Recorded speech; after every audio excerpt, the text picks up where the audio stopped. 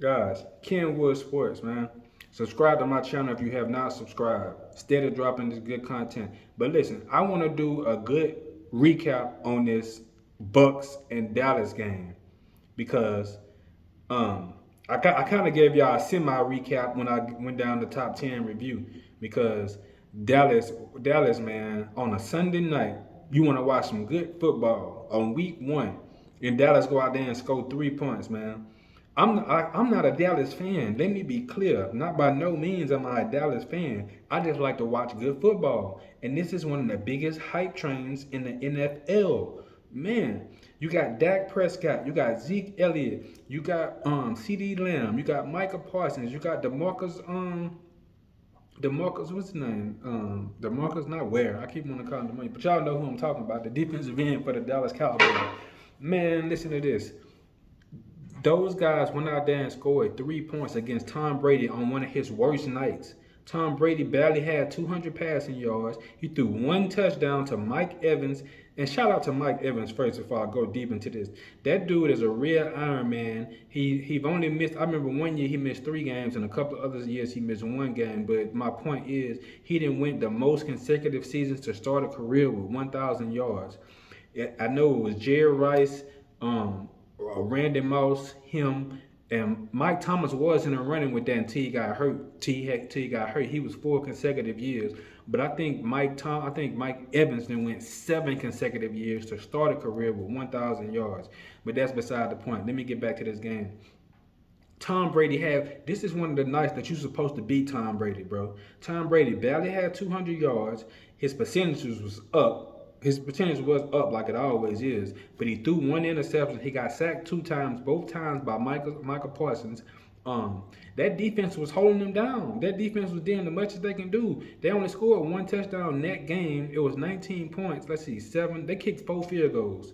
If you would have told me that the score was going to be what it was at halftime, with the Bucs, I would have said, man, the Cowboys gonna win this game, run away. CD Lamb could not get going. They was covering him. I've been said once Amari Cooper gone and the number 1 guy is gonna be covering CD Lamb, I want to see what he gonna do.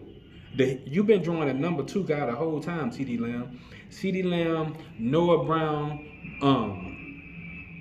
Dalton Schultz, who I like at tight end.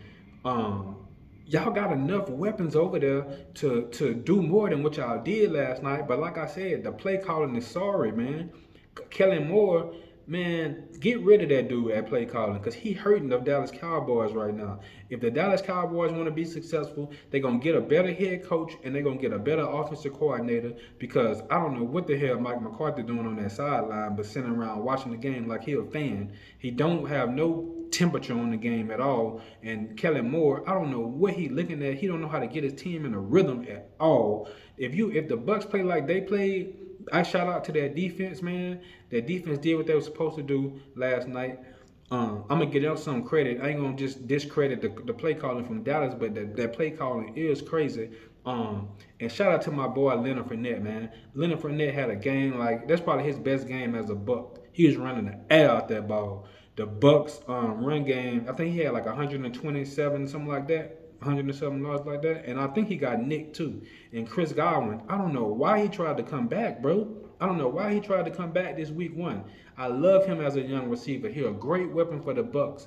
I don't want to see him playing against the Saints and balling on us like that. Because with Mike Evans, I'm gonna tell you, this is a lot of weapons, man, for Tom Brady.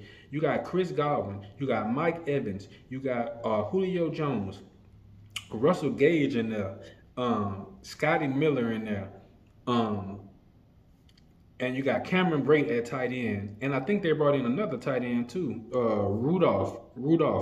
Yeah, they brought in Kyle Rudolph. I don't know how much he played last night. I can't remember seeing him out there on the field. But when you got all them weapons right there, that's just security blanket after security blanket for Tom Brady, bro. And then with Leonard Fournette running the ball like that, he the reason why they stayed in that game like that. I think if it wasn't for him running that ball like that, I don't know if the Bucks probably.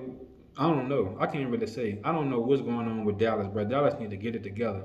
That play calling is horrific. You get 2 plays in a row, you're getting the ball down the field, you get a good run in, you get a good pass in for some yards, and then you mess around and do a reverse. You gotta soften up the defense before you do stuff like that. Who the hell running reverse when you're not even in rhythm with your offense, bro? You're not really even picking up yards like that. The reverses are for teams who really got the team on their heels. They got the defense on their heels, and reverses are for teams that got the defense questioning what these guys gonna do. The reverses are for teams that's got the defense unsure about what's gonna happen. You know what I'm saying? Not for people who barely got shit going. Excuse my language, but barely got stuff going, and then you gonna pop up with a reverse, and the defense already on you. That's not how this go. I'm not an offensive coordinator. I'm not a play caller, but I've been watching football too long to not know something like that. Get what I'm saying? So, bro, I mean, the Dallas Cowboys, they got to give the guy. That was the least amount of points scored this week. 3 doggone points, man. 3 doggone. The Jets scored more than that. Even the Detroit Lions scored 30 something. 30 something. So if the Dallas Cowboys, I'm gonna tell you, and they say Dak hurt right now. Dak hurt. He hurt his hand, and it's the 3rd consecutive year that a quarterback then got that same injury. Drew Brees got it in 2020. 2020 season, I think. Drew Brees got it. He hit his head on Aaron Donald helmet. Then last year, Russell Wilson got it. I forgot who he was playing. It might have been the Rams too. Not this year, Dak Prescott got it. So he gonna be out for at least 5 weeks. He gonna be out for at least 5 weeks, and that's gonna hurt y'all. If y'all couldn't do it with y'all number one guy that's supposed to be the starter for the Dallas Cowboys, y'all number one dog, and he gone. I don't know what Cooper Rush gonna do. I don't know what y'all expect him to do.